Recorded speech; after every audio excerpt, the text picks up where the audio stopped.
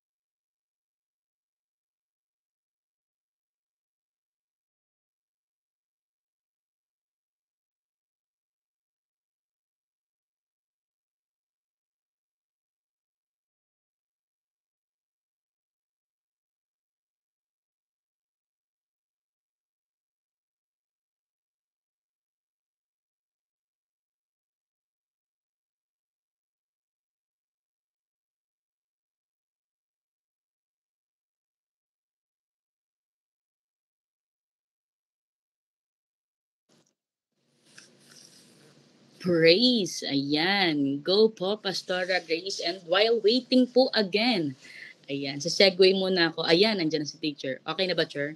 Narinig niyo po ba? Yes po, clear. Pasensya na po, Hindi ko alam kung ano nangyari doon sa laptop. Pero ayan po, kapag start po natin, pray po muna tayo. Let's pray po. Aming Ama, Diyos na buhay, patuloy Lord, nagpapasalamat kami, Panginoon, sa gabing ito na pinagkaloob mo. We pray, O Lord, na ikaw nga po ang kumilos, Panginoon, sa mga buhay namin. Dalangin namin, Panginoon, na talagang mangusap ka nga po personally, Lord, sa mga buhay namin. At dalangin namin, Lord, na ang mensahe mo, Panginoon, ang talagang nais mong ituro sa amin, ang siyang maunawaan ng bawat hiya sa amin. We thank you, Lord God, sa bawat mga nasa online Bible study. And thank you, Lord, sa pagpapala mo, Panginoon, sa bawat hiya sa amin. Kaya maraming salamat, Ama, at sa iyo lamang po ang pinakamataas na mapurit pagsamba sa tayong pangalan ni Jesus. Amen, amen. Ayan po, welcome po sa ating OBS. Ayan nga po. At ngayon nga po, meron po ako sa inyong tanong. Ayan, pero hindi naman na po kailangan pang sumagot. Ayan, isipin nyo na lang po kung ano po yung magiging sagot nyo sa bagay na to. Ayan, wait lang po.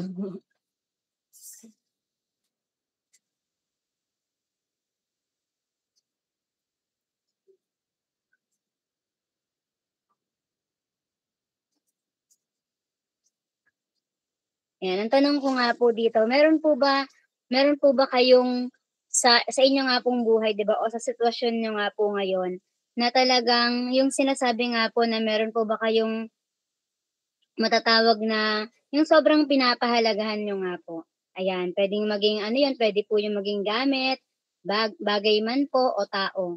Ayan, at ngayon nga po 'di ba, sabi nga po sa ating lahat, bawat isa sa atin meron po tayong mga bagay na pinapahalagahan o yung tinatawag nga daw po meron pa nga yung tinatawag na priority nga po 'di ba?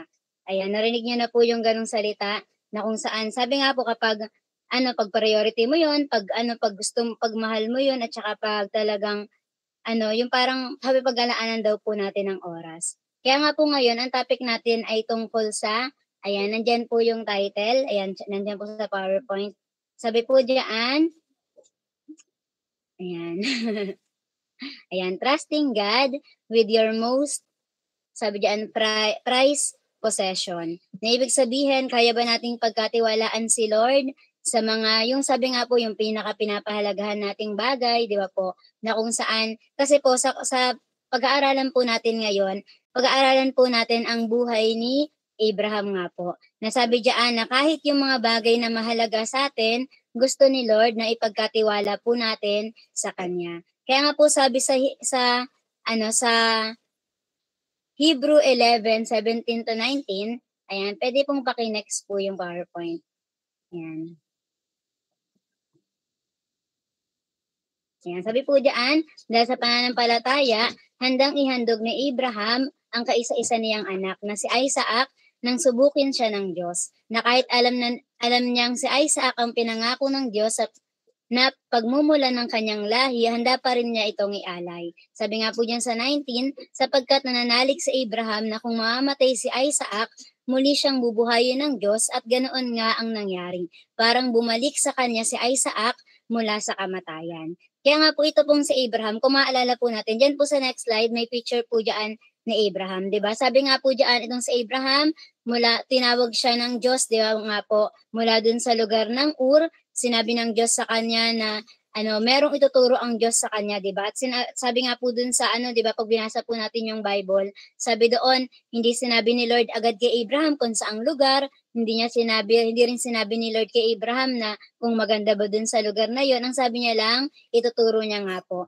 Pero sabi nga, 'di ba, ang buhay po ni Abraham, nakita natin habang binabasa natin po ang Bible na sinasabi po doon na sumunod si Abraham. Umalis po siya sa comfort zone niya, umalis siya doon sa lugar na kung saan lugar niya, 'di ba, na kung saan talagang memorize niya na 'yon, alam niya po yung lugar na meron siya, 'di ba? At sabi nga kahit nga yung kung saan siya lumaki, 'di ba, umalis po siya doon para lang po sundin ang Panginoon. Sabi nga po dito na si Abraham po willing siyang i-give up lahat ng bagay para sa Diyos. Kaya po 'di ba may mga pagkakataon po sa atin na yung title po natin 'di ba na pagkatiwalaan daw po natin si Lord sa kahit nga daw sa pinakamahalagang bagay na meron tayo 'di ba? Na minsan meron po talagang ipinapasuko sa atin ang Diyos, minsan meron po talaga siyang itinuturo po sa atin, pero sabi nga po ano daw po yung magiging respond natin sa bagay na yon. Pero nakita po natin sa kwento na yan na si Abraham po sumunod po siya at hindi lang po doon. 'Di ba nangako po ang Diyos na sabi gagawin siyang ama ng maraming lahi nga po, 'di ba? Na ibig sabihin talagang pinangakuan si Abraham na magkakaroon siya ng maraming anak. Kaya nga po habang nagpapatuloy ang kwento, 'di ba, mula sa pagtawag nga po kay Abraham, 'di ba? Alam niyo po ba na dumating ang daming mga nangyari diyan sa kwento na 'yan, dumating ang panahon na nangyari naman nga po na nagkaanak nga po siya at ito ngang si Isaac nga po, 'di ba? Nagkaroon siya ng anak pero sabi nga mula nung 75 years old siya, sabi do'n 25 years pa siyang nag-antay, saka po dumating itong si Isaac. Kaya 100 years old na po siya, 'di ba, nung nagkaanak siya. Kaya po diyan sa Genesis 22, 1-19, maririnig po natin ay mababasa po natin yung kwento na sinabi ng Diyos, 'di ba, na tinest po ni Lord si Abraham kung gaano ni Abraham kamahal ang Diyos. Nasabi niya po, 'di ba, i-offer si Isaac, 'di ba? Nag-instruct si Lord na dito sa lugar na 'to, magdala si Abraham ng ganyan, 'di ba? At sabi nga po na ialay niya ang kanyang anak. Kaya nga po diyan po sa next na picture, 'di ba? Pinakita po diyan na si Abraham po talaga sa sobrang pagmamahal niya po sa Panginoon, sa pananampalataya po ni Abraham sa Diyos, sabi nga po sa Hebrews 11:17-19, 'di ba? Dahil sa pananampalataya ni Abraham, ano pong ginawa niya? Sinunod niya po ang inutos ng Diyos. Yung parang nga pong kay Abraham, basta ang Diyos ang nag-utos, 'di ba? Hindi po siya magdadalawang isip. Na parang sa atin po, 'di ba? Meron po ba tayong mga bagay na pinapahalagahan? Puwedeng maging tao po 'yun, 'di ba? Puwedeng mga kayamanan na kung meron man po tayo nun, 'di ba? Pero sabi po dito, 'pag once ba na sinabi ni Lord na ibigay natin 'to sa kanya, ibibigay po ba natin ng may buong pananampalataya at buong pagsunod po sa Diyos. Kaya po makikita natin diyan sa picture, 'di ba, na itong si Abraham talaga, hindi po siya nagdalawang isip na nasabi nga 'di ba puwedeng sa 'pag binabasa ko nga po 'yan o kahit nga po siguro kayo 'pag binabasa niyo po 'yan, puwedeng iniisip niyo ano kayang naiisip ni Abraham habang sinasabi 'to ng Diyos sa kanya samantalang sabi ni Lord pagpapalain siya, gagawin siyang ama ng maraming nasyon pero nag-iisa na nga lang yung anak niya, ito na nga lang yung puwedeng maging pag-asa na dun sa anak niyang yun puwedeng dumami ang lahi, pero i-o-offer daw kay Lord. Pero alam niyo po hindi po siya nagdalawang isip. Kaya nga po 'di ba diyaan sa lugar na 'yan, 'di ba, sa mountain na 'yan, nung time na sasaksakin na ni Abraham, 'di ba, si Isaac, anong nangyari? Diyan po sa kwento niya mababasa natin na pinatigil siya ng Diyos. 'Di ba po, sabi ng anghel ng Diyos, sabi niya itigil niya 'yon kasi sinasabi lang po doon na tinest lang pala si Abraham.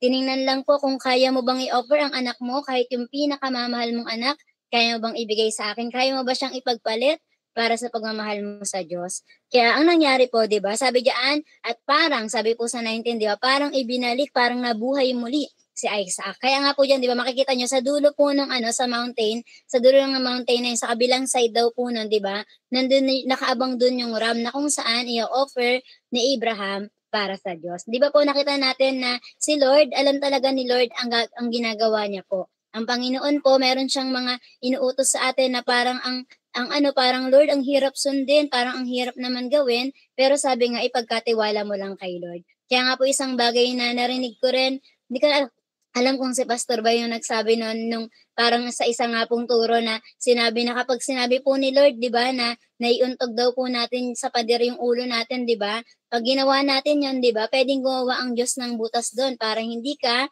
masaktan. Kaya nga po 'di ba sa atin po may mga pagkakataon na parang minsan ang hirap, Lord ang hirap namang sundin, 'di ba? Katulad nga po naalala niyo yung sa kuwento naman po nung rich young ruler, 'di ba? Na sabi niya, "Lord, ay Jesus, Master, paano po ba ko po masusunod yung mga gusto niyo po, 'di ba, at para sumunod, mag-follow nga daw sa kanya." Pero sabi nga 'di ba ni Jesus doon, sinabi ni Jesus yung 10 commandments at sinabi niya na, "Lord, sinusunod ko na po yang lahat." Pero ano pong sinabi sa kanya? Sabi, "Ibenta mo yung possession mo, lahat ng kayamanan mo, at ibigay mo nga sa mga mahihirap." Pero hindi niya nga po nagawa. Pero kabaliktaran siya sa buhay po nitong ni Abraham na yung nag-iisa niyang anak, 'di ba, na mahal niya po, sabi do'n ibinigay niya para sa Panginoon. Pero nakita natin na hindi po pinatay ng Diyos 'yon, kundi sabi tinest lang po si Abraham. Kaya nga po sinasabi dito, Abraham, ayan, was willing to give everything for God. Na lahat po ng bagay, anuman ang hilingin ng Diyos, 'di ba? Anuman po ang hingin ng Diyos sa kanya, pinapatunayan niya lang na walang ibang mahalaga sa kanya kundi si Lord. Sabi nga po, he trusts God even with his most prized possession. He was willing to give up his son when God commanded him to do so. Na kung sa atin meron po bang ipapasuko ang Panginoon, 'di ba, ibibigay po ba natin para sa Diyos? Yung lagi nga po nating naisip na yung parang nasabi niyo na po ba sa sarili niyo na para kay Lord gagawin ko yung gantong bagay? 'Di ba po? At sabi rin dito, God did not let Abraham take Isaac's life because God gave the command to test Abraham's faith. Na kung saan sinasabi lang po doon yung commandment na iyon, yung inutos na iyon ni Lord kay Abraham, 'di ba? Para lang i-test yung pananampalataya. Kaya po sa buhay talaga natin, buhay Kristiyano po natin, madami talagang darating na mga problema, mga struggles po talaga. Mga testing ng faith natin, 'di ba? Na kapag ba dumating ang napakaraming mga problema sa buhay, magpapatuloy ka po ba o sinasabi diyan na mawawala ka na lang kasi hindi mo kinaya. Pero sinasabi nga po dito na katulad po ni Abraham, maging halimbawa po siya sa atin na kung saan anuman ang mangyari, anumang sitwasyon, 'di ba? Ang pananampalataya niya sa Diyos ay patuloy nga po na sabi nga po, patuloy siyang naniniwala sa Panginoon. Sabi po dito, instead of Abraham's son, God gave him a whole nation of descendants through Isaac. Na nakita po natin, 'di ba, na pag binasa po natin yung Bible, 'di ba, andiyan po pala yan, 'di ba, na pag binasa po pala talaga natin ang Bible, pinakita talaga na napakadami, 'di ba, ng naging lahi ni Abraham nga po, 'di ba, mula sa anak niya, 'di ba, at sa mga sabi nga doon sa mga naging apo niya pa, 'di ba, at sa mga susunod pa. Kaya po sabi dito, "Are you afraid?" Sa tanong po diyan, to trust God with your most prized possession? Meron ka bang sobrang pinapahalagan po ngayon? Meron ka bang isang bagay na kung saan 'pag ba sinabi ni Lord sa'yo na ibigay mo 'yan sa kanya, willing po ba tayong ibigay 'to sa Panginoon kapalit ng Panginoon nga po, 'di ba? Katulad nung kanta kanina, 'di ba po, yung ni-request ko po 'yun, yung ano, 'di ba, yung more precious than silver. Na si Lord po, 'di ba, nawa makita po natin siya na napakahalaga ng Diyos na parang pwede mong gawin na i-take lahat ng risk kumpara naman po sa Panginoon. 'Di ba? Lahat ng mga bagay na pinapagawa ng Diyos, 'di ba? Kung alam naman po natin para kay Lord natin 'yung ginagawa, why not, 'di ba po? Na parang pwede kang manatili sa comfort zone mo, pwedeng gustuhin mo 'yung yaman na meron ka, pwedeng gustuhin mo 'yung komportableng buhay na meron ka, 'di ba? Pero kung para kay Lord, 'di ba, bibigay po ba natin? Kasi alam po natin na wala pong puwedeng ipagpalit sa Panginoon. Ang katotohanan po talaga, yung mga bagay po na minsan ibinibigay natin kay Lord, akala natin na, ay gold na 'to, napaka-precious nito, pero kakaiba yung pagbabalik ng Diyos po sa atin once na in-offer po natin yung mga bagay na yan. Kaya po sa buhay ni Abraham, meron po tayong pag-aaralan. Sabi po dito, pay attention to Abraham's example. Kaya number one po, sabi diyan, doing what God wanted you to do. Ayan, nasabi niya na po ba yun sa sarili mo na, Lord, ano man po yung gusto mong ipagawa sa akin, gagawin ko po yun. Di ba may mga pagkakataon ba na parang Lord, parang ang daming pagkakataon na parang nakakaiyak yung mga bagay-bagay, di ba? Parang, Lord, ginagawa ko lang naman to, pero parang parang ang hirap, di ba? Pwede pong sabihin ni Abraham na, Lord, nag-antay po ako, sumunod po ako sa inyo, tapos i-offer ko lang po sa inyo yung anak ko. Pero may mga pagkakataon nga po sa atin na tinetest lang pala tayo ng Panginoon, na parang ang gusto lang palang marinig sa atin ni Lord, di ba? Yung yes natin, yung gusto lang palang marinig sa atin ni Lord na willing tayong gawin yon. Pero 'di ba, at the end of that, 'di ba, sa kabilang side noon, merong kapalit na i-offer si Lord sa atin po, 'di ba? Na hindi naman talaga ang gusto ni Lord pahirapan ka. Ang gusto talaga ni Lord maging malakas po tayong lahat. Ayan po. Kaya sabi po diyan sa Genesis 12:1-4, 'di ba? Sabi niya, ngayon sinabi ng Panginoon kay Abram, lisanin mo ang iyong bansa, ang mga kamag-anak mo at kahit ang sambahayan ng iyong ama at pumunta ka sa lugar na ipapakita ko sa iyo. 'Di ba? Sabi doon, 'di ba, kahit pamilya iiwan ni Abraham para sa Panginoon, 'di ba po? Meron na ba sa ating ganun po na parang para kay Lord, 'di ba? Iiwan mo yung pamilya mo, pero tandaan natin na hindi pababayaan ng Diyos yung pamilya po natin. Trinay natin na mag-step out, pero si Lord siya ang bahala sa pamilya po natin, 'di ba? Na hindi gusto ni Lord na mag-away-away ang pamilya, hindi gusto ni Lord na palayo ka sa pamilya mo, kundi ang gusto ni Lord makita niya lang yung pagsunod mo sa kanya, at after nun, 'di ba? Nakita natin na mas marami ang pagpapalang ginawa ng Panginoon. Sabi diyan, gagawin kong isang tanyag na bansa ang lahi mo. Pagpapalain kita at magiging tanyag ang iyong pangalan. Sa pamamagitan mo, marami ang pagpapalain. 'Di ba diyan pa lang po sa verse 2 ng Genesis 12 nang mula ng pagtawag kay Abraham, meron pong pangako ang Diyos, 'di ba po? Pero mababasa niyo po o makiklaim na po yung pangako na yan pagdating pa ng Genesis 22, 'di ba? Na kung saan dumating na sino? Si Isaac po, 'di ba? Mula dun sa chapter 12 ng Genesis, 'di ba? Tas ilang chapter 'yon. At sabi nga po kung bibilangin natin, susumahin natin sa taon, 'di ba? 25 years na nag-antay itong si Abraham. At the same time, hindi pa yon kasi isa pa lang si Isaac, hindi pa nga po siya marami, 'di ba? Wala pa siyang maraming anak, 'di ba po? At sabi po sa verse 3, pagpapalain ko ang magmamagandang loob sa iyo, pero isusumpa ko naman ang susumpa sa iyo. 'Di ba? Sinasabi diyan, lahat ng mga mag-i-bless sa iyo, i-bless ko. Lahat ng mag-i-curse sa iyo, magkakaroon din sila ng curse. Sabi diyan, sa pamamagitan mo, pagpapalain ko ang lahat ng tao sa mundo. Gusto niyo po 'yon? Gusto niyo po yung ganong pangako, 'di ba? Na sa pamamagitan mo, pagpapalain ko ang mga tao sa buong mundo. Na parang 'di ba po minsan kapag tayo, yung isang tao lang, 'di ba, na sumunod sa Panginoon, 'di ba, napakadami niyang magagawa para kay Lord. Basta nga po sabi doon, magkaroon siya ng complete na obedient nga po or obedience sa Panginoon. At sabi po dito, kaya umalis si Abraham sa Haran at pumunta sa Kanaan, ayon sa sinabi ng Panginoon sa kanya. At diyan pumabasa natin na 75 years old pa lang si Abraham ng time na yan. At sinama niya nga daw, sa kasunod nun sa verse 5, sinama niya si Lot, di ba, ang kanyang pamangkin at yung mga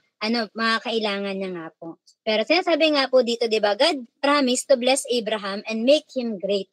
Di ba po, ang gusto ni Lord, sabi diyan, maging great siya, di ba? Wala pong gusto si Lord, hindi po ginusto ng Panginoon sa atin na parang yung sinasabi na nung sumunod sa Panginoon, biglang nang nangyari sa buhay, di ba? Hindi po ganon. Ang promise po ni Lord, sa pagsunod mo, meron kang pagpapala, di ba? Kaya po sabi dito, pero merong isang kondisyon. Sa kondisyon na yon, ito po yung sinasabi na mananatili ka bang tapat? Mananampalataya ka pa rin ba? At ano man ba ang sabihin ng Diyos? Basta si Lord po ang nagsabi, susundin ba natin? Sabi diyan, he had to do what God wanted him to do.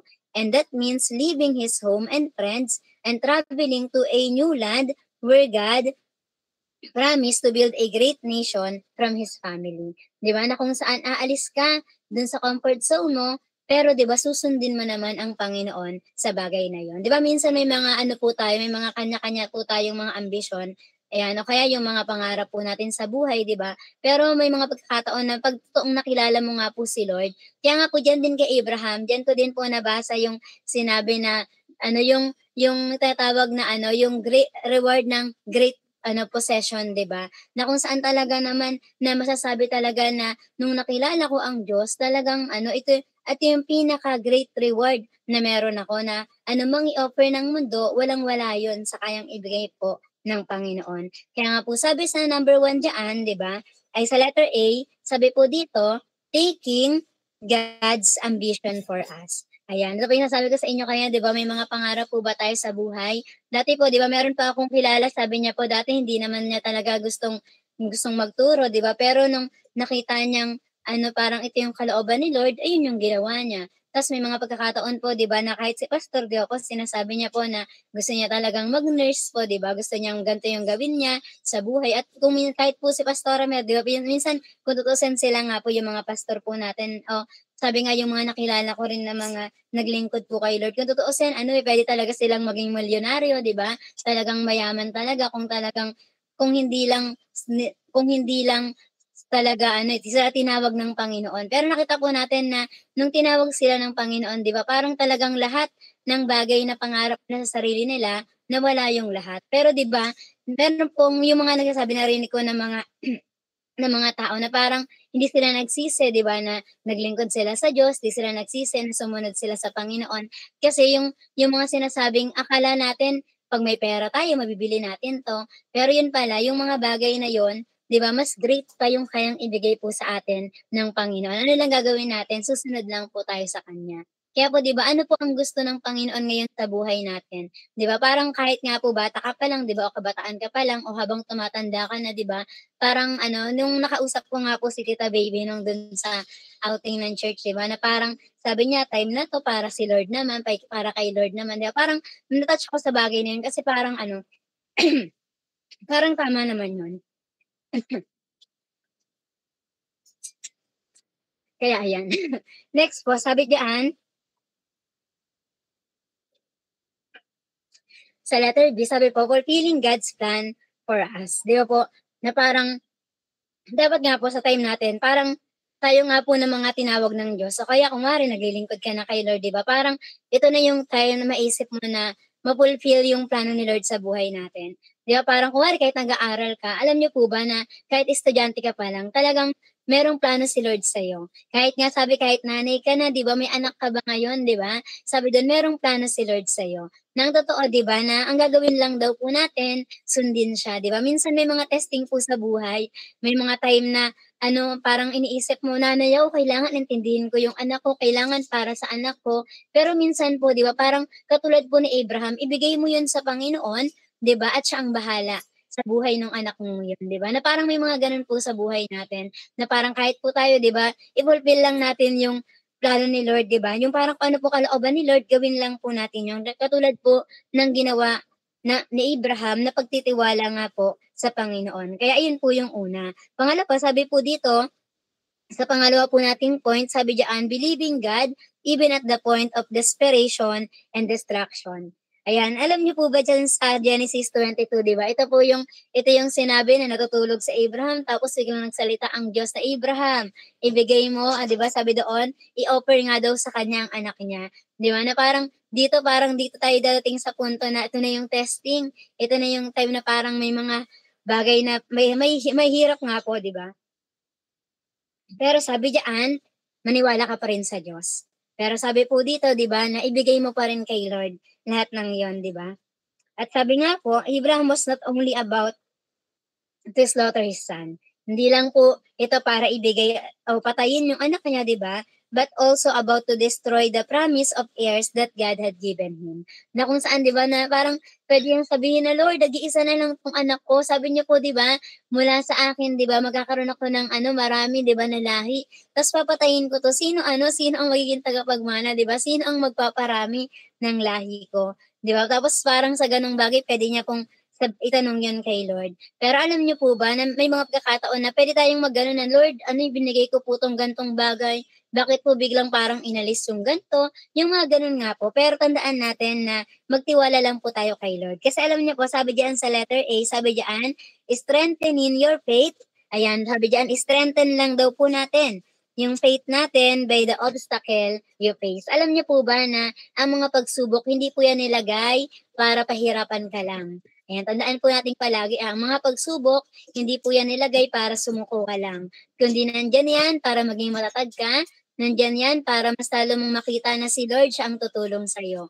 Nandiyan yan para mas lalo nating malaman na sa tulong ng Panginoon, kayang-kaya natin yan. Kaya nga po, di ba may mga pagkakataon na lahat tayo may kinakaharap po tayong pagsubok, di ba, sa buhay. Pero may mga darating yung panahon na pag napagtagumpayan natin yan, tatawanan na lang po natin yan, di ba? Na parang sa ngayon, iiyak-iyak ka dyan, pero sa mga susunod, di ba, tatawa ka na kasi makikita mo, grabe tumulong ang Panginoon, grabe ako tinulungan ng Diyos sa mga gantong bagay. At sunod nga, sabi diyan, di ba, may nag-isa na emoji na tumatawa nga na nga siya.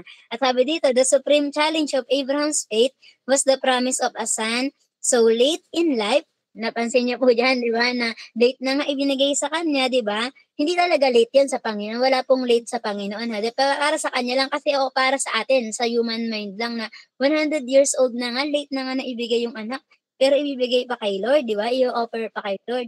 Pero sabi diyan, some years later, to sacrifice the Son of God. That Son to God. 'Di ba, na late na parang naisip niya, "Lord, ang tagal na nga ako, ang tagal ko 'tong inantay ta's i-o-offer ko din po sa iyo."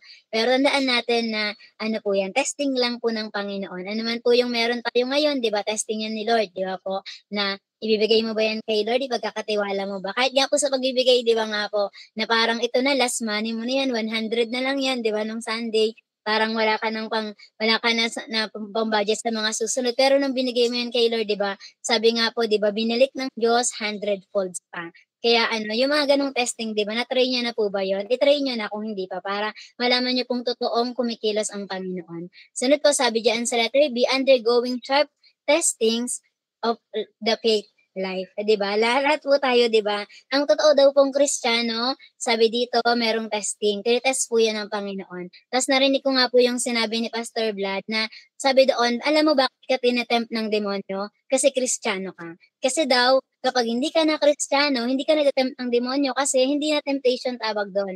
You are normally doing the sin, 'di ba? Normal mo nang ginagawa ang kasalanan. Kaya ngayon, 'di ba, na kung may temptation, hindi para sabihin mo na, "Lord, naging Kristiyano na nga ako, may temptation pa." Kaya ka nga naging Kristiyano kasi may temptation na nagaganap diyan or may ite-tempt ka talaga ng kaaway. Pero ano ang maganda doon? Sabi doon, 'pag napagtagumpayan mo 'yun, makikita mong hindi ka, 'di ba, nagkasala sa Panginoon, 'di ba, na talagang nakita mong tinulungan ka po ng Panginoon. Kaya sa atin gano'n din po, nag-a-undergo tayo sa mga sharp na mga testing, 'di ba, na parang ang hirap, parang nakakasuko na, 'di ba, pero lahat ng 'yon, 'di ba, masasabi mo na si Lord ang tumulong sa'yo. At gano'n din po kay Abraham, 'di ba, napakasakit nun sa puso ng isang ama na ibigay yung anak, 'di ba, na parang nag-iisa ko 'tong anak, tayo nga po, 'di ba, o kahit nga yung mga nanay natin diyan, 'di ba, kunwari sila Say, 'di ba, yung ayan, sila Isaiah, mga maliliit, 'di ba, ayaw nga nilang nasasaktan yang mga 'yan. Parang kung puwede kapag may sumampal diyan, 'di ba, sumampal talaga. 'Pag may nanakit diyan na bata rin, parang gusto nila saktan din nila 'yun, 'di ba? Pero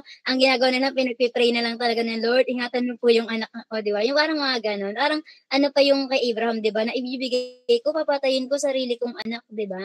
Pero nakita po natin na hindi po gano'n yung gusto ni Lord, 'di ba? Nakita po natin na tinas lang siya ng Panginoon. Kaya sabi po dito sa pangatlo na po nating punto, ayan, sabi diyan, standing on God's promises even when they seem impossible.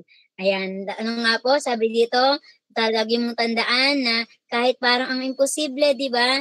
Talagang mag-stand ka pa din. Yung parang pagkakataon, kunwari yung mga sinasabi nga po, paano kami magpapatayo ng building?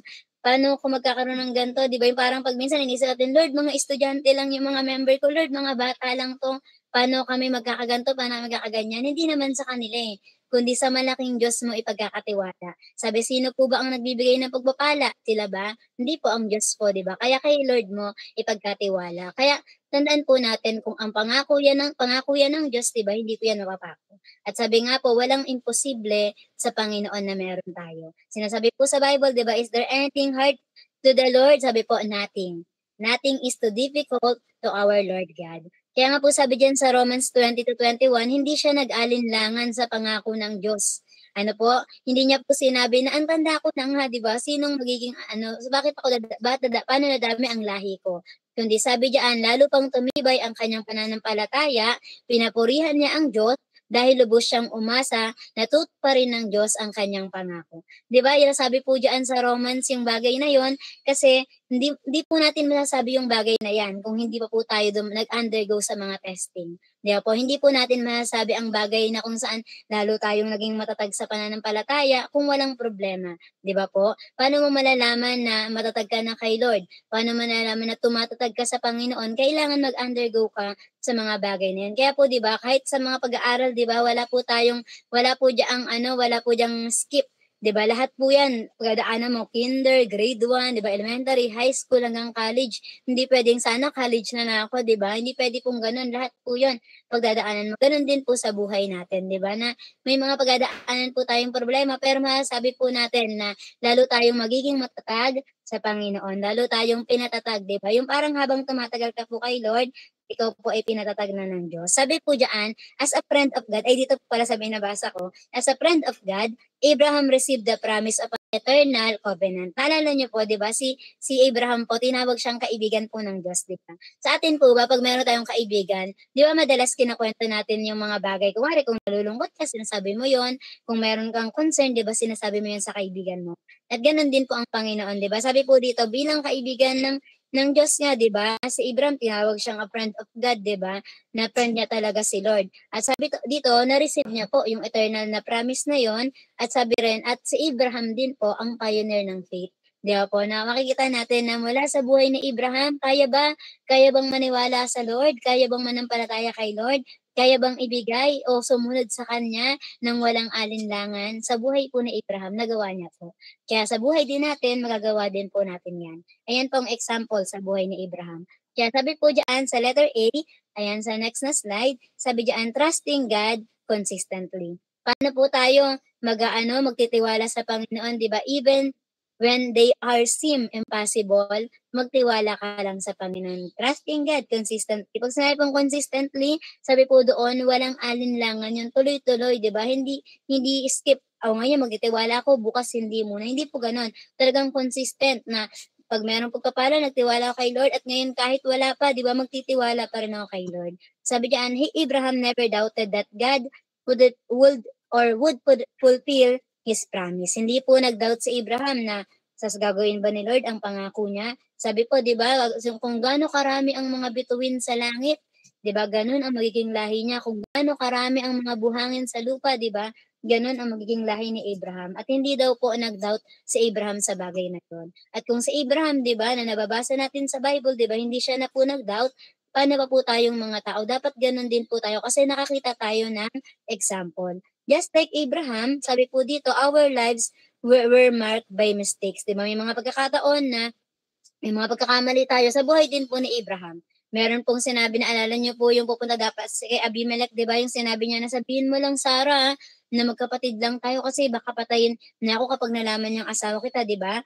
Tapos meron din po yung kahit nga yung nagkaroon sila ng anak kay Hagar, si Abraham, 'di ba nagkaroon siya ng anak kay Hagar, 'di ba po? Na isa po 'yan sa mga mistake, mga failure na pwedeng isipin natin na parang failure 'yon, parang mistake 'yon, 'di ba? Pero sabi po dito, as well as by wisdom and goodness, but he consistently trusted God. Pero sa mga bagay na yun, nagtiwala pa rin siya sa Panginoon. Na ganun din po tayo, na parang isip ba, ang dami mo ng pagkukulang, parang ang dami mo bang nagawa, di ba, na failure, na parang tinatawag mo na minsan sarili mong ang dami ko na mga naging failures sa Panginoon. Pero sabi diyan, trusting God consistently. Tuloy lang, 'di ba? Hanggang nandito po tayo, hanggang narinig natin ang mensahe ng Panginoon sa atin, 'di ba?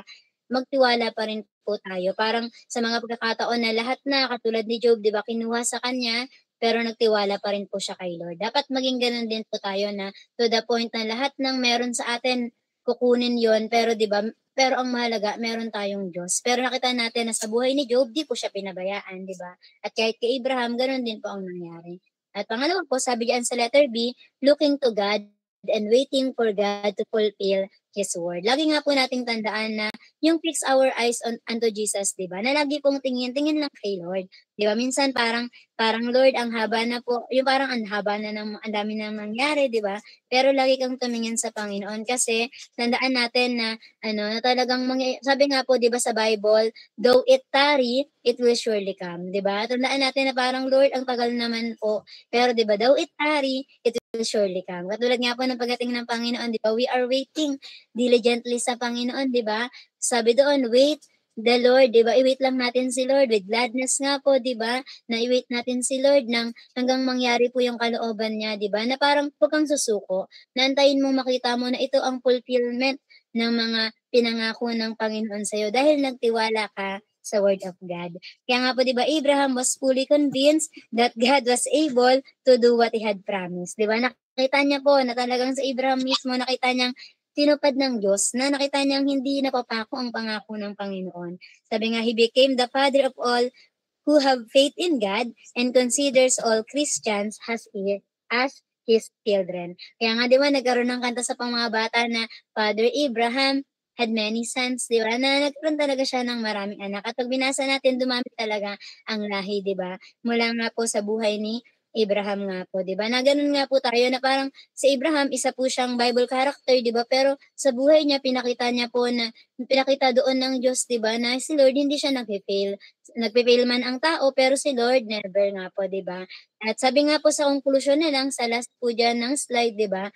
Sabi po dito, trusting God with our most prized possession was God's command to test our faith. Tandaan po natin ha, 'di ba? May mga pagkakataon bang masyado mo nang pinapahalagan yung bagay at pag hiningi ba yan ni Lord, pwede ba, kaya mo bang ipagkatiwala yan sa Panginoon? Sabi, just like the example of Abraham, when God blesses us, our blessing are intended to overflow to others. 'Di ba yung pangako kay Abraham na sabi doon, mula sa buhay mo, pagpapalain ko rin ang mga tao sa mundo. 'Di ba parang gusto niyo po 'yun? Gusto niyo po ba yung gano'ng pangako na dahil naglingkod ka lang kay Lord, sumunod ka sa Panginoon, 'di ba, talagang pinagpala ng Diyos ang buhay po nating lahat.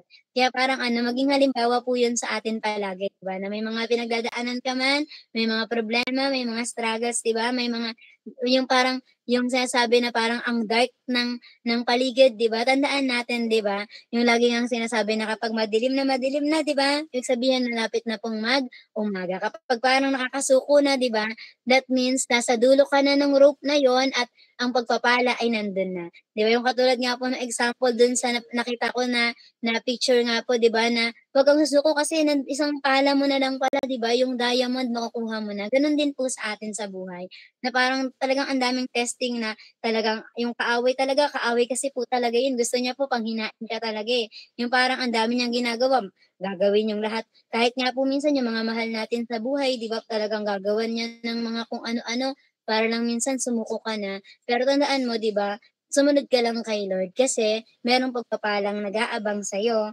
dahil nga po ang ating Panginoon ay punong-puno nga po ng pagpapala. Puwede po natin pagkatiwalaan si Lord ha, tandaan po natin 'yan kahit po sa pinakabagay nga po na parang minsan ayaw nating ibigay sa Panginoon. Kaya ayun lamang po, to God be the glory po.